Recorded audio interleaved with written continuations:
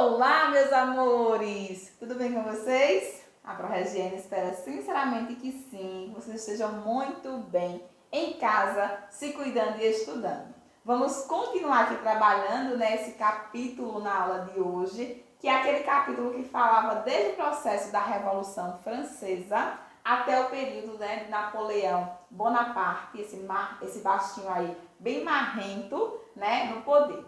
Então, nas aulas anteriores, a gente trabalhou aí a questão da Revolução Francesa, os 10 anos da Revolução Francesa. E na aula anterior ainda, a gente trabalhou a questão dos antecedentes dessa Revolução. Hoje, nós vamos focar no período de Napoleão Bonaparte no poder na França, não só na França, porque Napoleão acaba aí tomando grande parte da Europa. Então, todos os desdobramentos desse processo aí de Napoleão no poder, nós vamos trabalhar na aula de hoje. Então, fiquem aí com a explicação da Pro sobre esse ponto tão importante aí da história.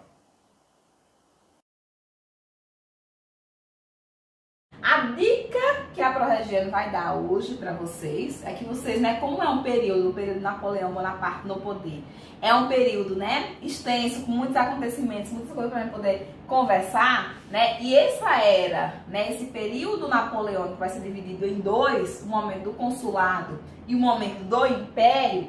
Vocês observem aí na aula, o momento que a prova finaliza o consulado, se quiser pausar, dar uma saída e depois voltar para assistir a parte do império, pode ser uma dica boa para alguns alunos, Quem não, assiste tudo de vez e fica expert na questão de Napoleão Bonaparte. Então, eu preciso dizer para vocês que Napoleão, ele vai governar de 1700, aqui a gente vai estar no período 1799 até 1815. Então, ele vai passar esse período todinho, dominando aí a França, ok? E aí, é importante vocês entenderem que a gente tem o primeiro momento, que é o momento do consulado, e vamos ter o segundo momento, que é o momento do império. Ainda, nesses dois momentos, Napoleão, à frente aí da França. E a gente vai primeiro começar aqui, com a era napoleônica, entendendo o seguinte, que o golpe de 18 de Brumário vai ser o primeiro ponto que leva Napoleão ao poder. Eu disse para vocês que Napoleão, ele era, uma pessoa aí, que se destacou na questão das guerras, Era um militar, era um general aí do exército francês que se destacou de uma forma assim brilhante. Era um jovem que tinha uma carreira muito promissora aí dentro do exército. E aí, tentando finalizar a Revolução Francesa, a burguesia começa a se organizar, principalmente a questão dos girondinos, lembram deles? Pronto, começa a se organizar para que a gente tivesse uma pessoa firme depois da Revolução no poder. E aí acontece, o golpe do 18 de Brumário, vai ser o golpe que finaliza a Revolução Francesa e coloca Napoleão no poder. Esse golpe, ele faz a substituição do modelo que a gente tinha anteriormente, que era o modelo do diretório. Lembram das fases da Revolução Francesa? Na última fase, a fase do diretório, esse golpe ele vai substituir. E a gente cria, a partir de agora, do regime, chamado consulado. Por que, professora, chamado consulado esse momento? Era o momento, que a gente tinha a França sendo governada por 3 cônsules. Então, esses 3 cônsules, eles faziam o processo de governo. Turminha, professora, mas tinha alguém que mandava mais, tinha alguém que mandava menos? Sim, o primeiro cônsule, ele fazia, esse processo de ter o poder maior, de mandar mais, ok? E quem era esse primeiro cônsule? Quem era essa pessoa que estava à frente? Era justamente, Napoleão Bonaparte nesse momento. Então, precisam entender o seguinte, ele como primeiro cônsul, aí ele vai estar à frente dos demais. Eram 3, mas ele era o primeiro. Então, ele, por ser o primeiro, ele poderia propor leis, declarar guerras, e também fazer, firmar acordos para encerrar elas também, E podia nomear funcionários, nomear algumas leis para poder ajudar nesse processo de administrar. ok? Então era essa a função. Preciso reforçar para vocês que essa forma de governo, né, do consulado, ela vai de 1799 a 1804. Esse período da história da França, a gente fica sob a dominação aqui do consulado, ok? Tendo Napoleão à frente aí, né, nesse movimento todo. Eu preciso que vocês entendam que ele fez um grande esforço, né? Ele estava vendo um processo de revolução, então ele precisava organizar a casa. Ele assume e ele precisa organizar todo esse país. E ele cumpre muito bem, e ele organiza muito bem. Napoleão, ele foi muito sábio, muito esperto, e ele conseguiu, ao mesmo tempo, agradar a burguesia, né, que era quem financiava ele no poder, e o povo. Então ele caiu nas graças da população. E ele fez o quê, né? Fez a processo de estabilizar a França, né? Centralizou o governo na figura dele, né? Criou reformas importantes nos segmentos sociais, políticos, econômicos, da educação. Então, ele mexeu e ele movimentou todos os pontos aí, né? Também fez a questão de criar o código, né? Que foi conhecido como o Código Napoleônico. O que foi esse código? Um conjunto de leis, né? Que fazia a normativa de como é que seria essa questão aí. Do legislativo mesmo da França, que estava tudo, né, bagunçado. E aí ele vai realmente, né, criar todos esses pontos para poder aí organizar a França. E aí eu vou começar a falar, né, a partir dessas reformas que Napoleão Bonaparte fez, o que ele vai mudando e o que ele vai consertando. Preciso dizer para vocês que durante o consulado ele arrasou, né? Então ele conseguiu aí dinamizar e organizar todos os pontos, né, o que fez com que ele caísse realmente nas graças da população. Primeiro ponto, nos aspectos econômicos, ele cria o Banco da França. Então, essa instituição central que vai movimentar e vai gerir todas as questões econômicas. Então, um passo muito importante para o desenvolvimento econômico aí, nesse momento. Né? Controla aqui a questão da emissão do papel moeda para poder valorizar, né? E aumentar essa questão dos preços, né, e fazer essa valorização aí dos seus produtos, né? Ele cria o franco, que vai ser a moeda, né, da França. Então, assim, já dá um outro pontapé, né, criando a sua própria moeda, e criou tarifas, né, o que eles chamam de tarifas para proteger a sua economia. Então, foi show! Deu um show aí na questão econômica e melhorou demais, né? Implementou várias leis, a gente precisa dizer, né, que ele criou aí várias leis, né, que davam privilégios, principalmente a questão da burguesia, que era quem, né, financiava. Então, ele tinha que dar esse suporte, mas ao mesmo tempo ele também facilitou a vida das camadas, né, mais populares, né? Então, arrumou também a vida das pessoas, né, mais pobres, né? E aí fez a distribuição das terras, né, para a burguesia, e também realizou várias obras públicas. Então, na questão econômica ele arrasou. Ele mudou também na questão religiosa. Então, gente, ele assinou aqui, né, uma concordata, né, entre a Igreja Católica e o Estado, e essa concordata dizia o quê? Que a gente teria, a partir desse momento, né, a Igreja Católica era a religião da maioria, mas ela, porém, não era a religião oficial. Por quê? Porque a gente tinha também os protestantes, né? Então precisava respeitar também essas pessoas. Então, oitavo ano, ele faz também, né, aquela questão de querer agradar tanto a questão da Igreja Católica como também os protestantes. Olha aí, né, o momento que ele faz essa conciliação.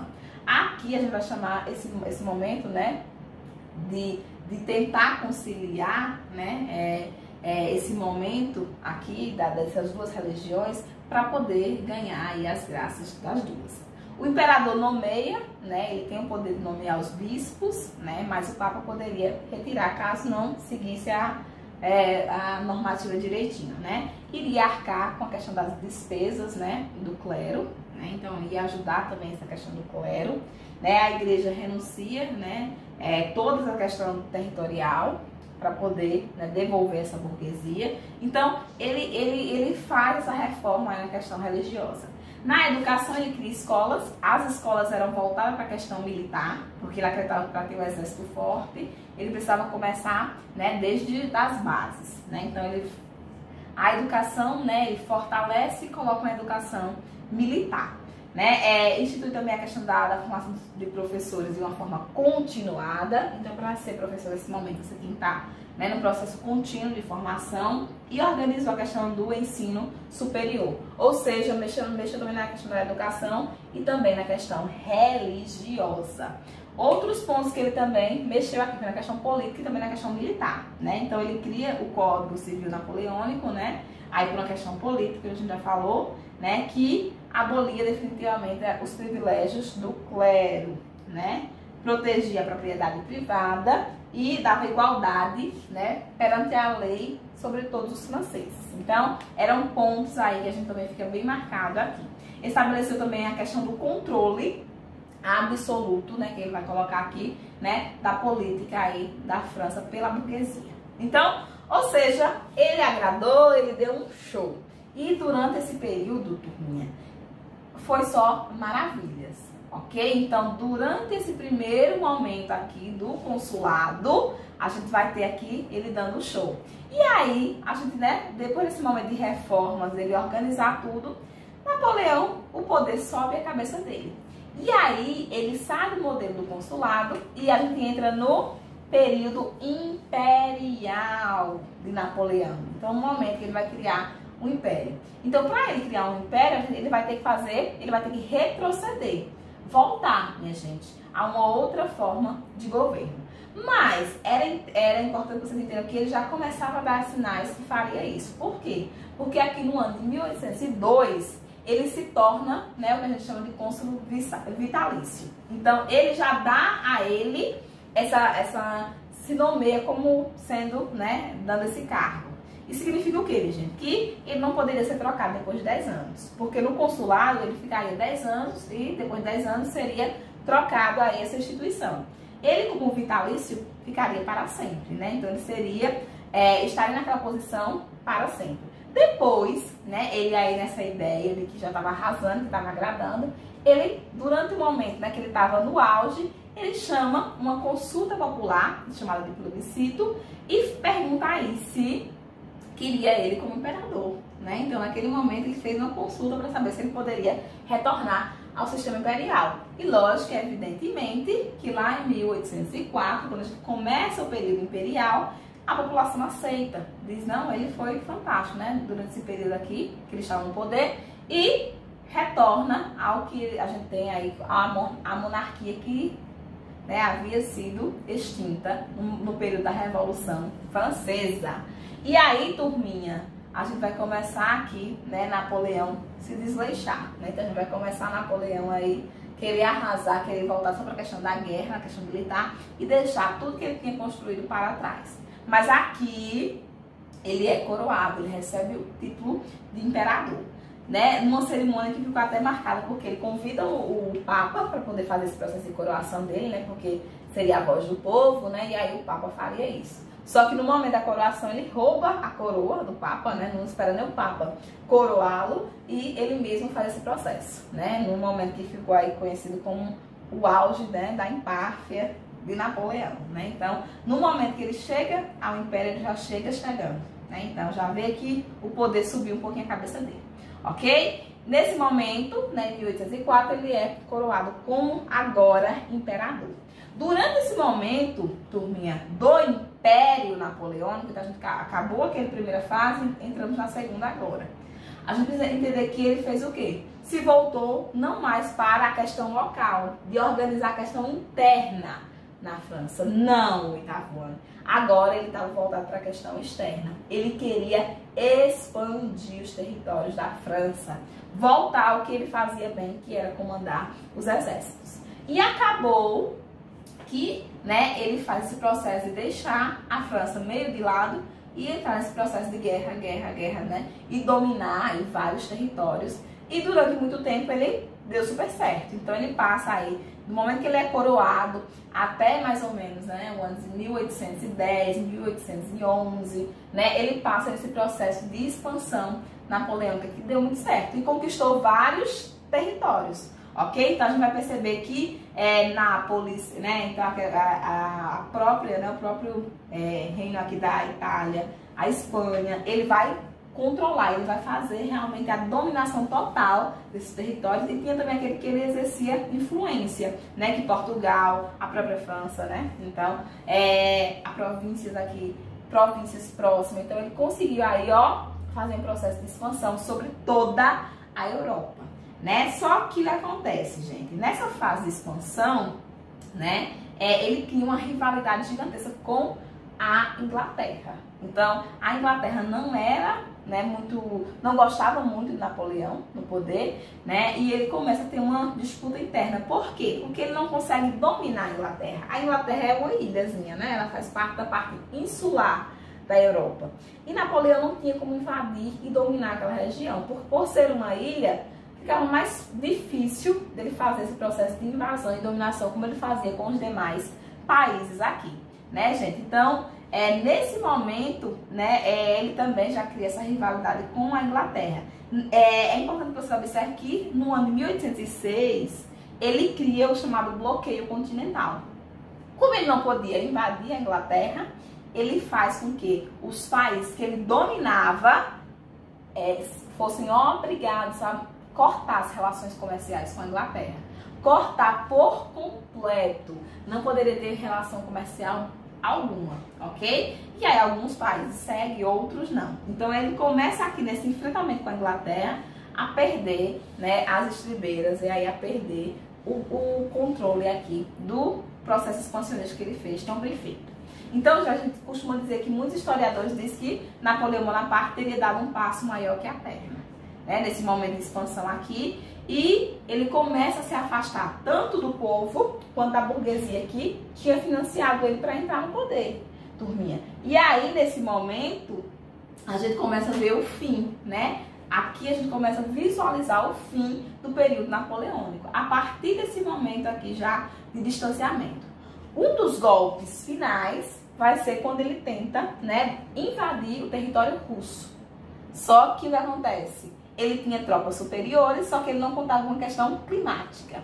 Rússia, no extremo norte da Europa, muito, mas muito frio. Não é o 8º ano.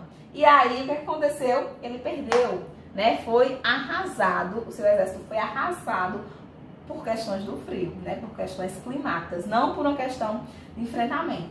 E aí, aqui a gente começa a visualizar, né, com essa derrota, né, para o inverno russo, né, para os soldados russos, para o inverno russo, a gente começa aí a ter o processo de decadência total. O que é que vocês observem aqui, né, como pontos aí principais. Quais foram os principais motivos que derrubaram Napoleão, né, que fizeram ele cair, né, e sair desse controle aí da França? Lembra que ele entrou no Império? Quando ele entrou no Império, ele se afastou de todo mundo e quis só conquistar territórios, então deixou a França de mão, né? O papel que ele deveria ter de controlar a economia, a questão social, ele deixa de mão e vai só para a questão expansionista. Então, ele se afasta da classe burguesa, que era quem tinha financiado desde o início, né? Também perde o apoio da população, então, perdeu o apoio da burguesia, da população. Fracassa no bloqueio continental, né? Feito ali na questão da Inglaterra. Então, lembrem de bloqueio continental, porque os países do continente não deveriam ter relações comerciais com a ilhazinha, né, da Inglaterra. Então, ele fracassa por quê? Porque muitos países não aceitam, porque a Inglaterra era a potência ali, né? Então, tinha tudo que eles precisavam, né? Péssimas colheitas, então as pessoas estavam passando fome. E nada ele fazia, porque estava muito ligado na questão de expandir território. Então, a população realmente estava num processo de miséria total, né? Também a questão dos gastos que eles estavam tendo, não só com as obras públicas, né, que ele começou e meio que abandonou, mas também com a questão, né, dessa aliança, desse processo de tentar derrotar a Inglaterra. a derrota, né, para o Inverno Russo, que eu disse para vocês que marcavam ali o início do fim dele, né, e o fortalecimento da questão dos partidos que queriam que a monarquia voltasse. Tudo isso levou a, né, o processo de queda de Napoleão Bonaparte.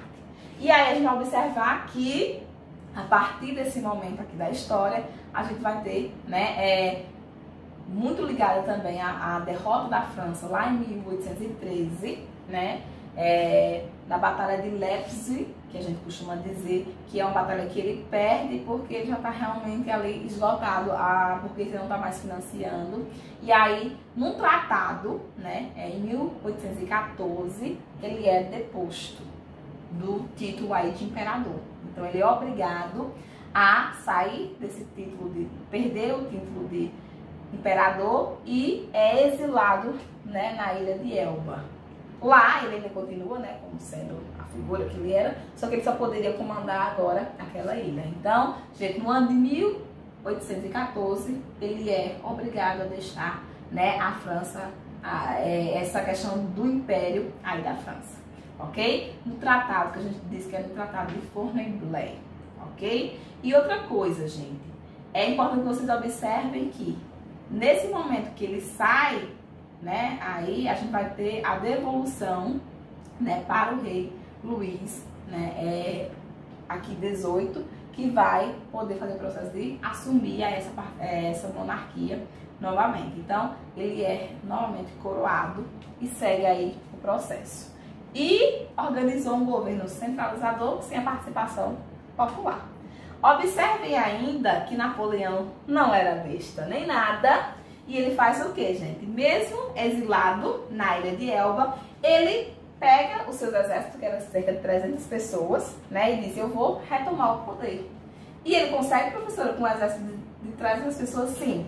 Porque o exército que o rei manda para combater essa invasão que ele faria à França e tomar o poder, acaba se juntando a ele. Então, ele vai dizer, vocês vão me matar, né? Vai ser uma conversa assim que os historiadores colocam que é bem interessante. Por quê? Porque ele acaba convencendo o exército que vai lá para acabar com o movimento que ele está fazendo para tomar de novo a França.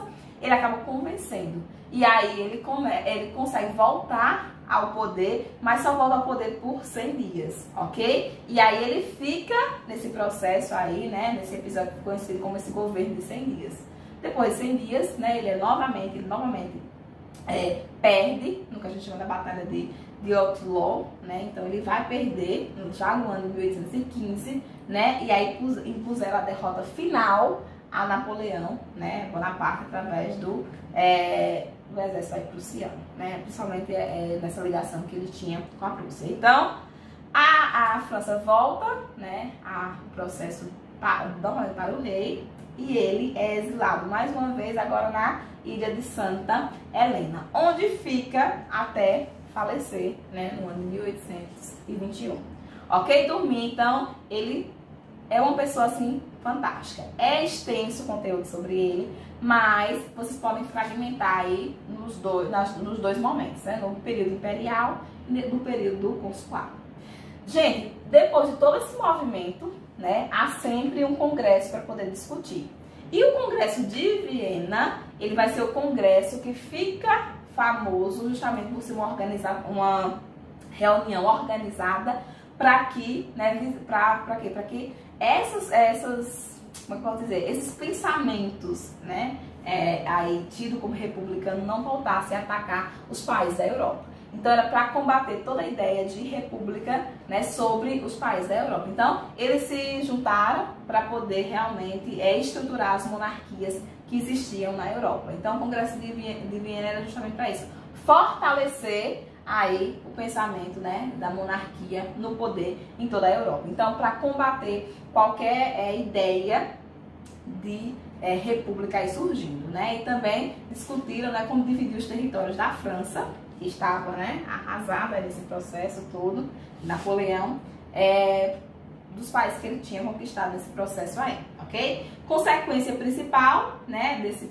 processo aqui, que foi que no fim do período napoleônico também, né, levou à ascensão, né, política e econômica da Inglaterra. Então, a Inglaterra sai desse momento todo da história da França muito superior, né? Muito fortalecida, e aí, né, consegue esse processo, inclusive, de revolução industrial.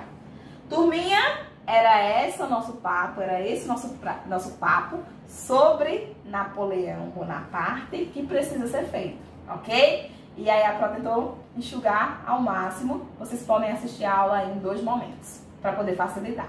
Fiquem com Deus e até o nosso próximo momento, nossa próxima aula.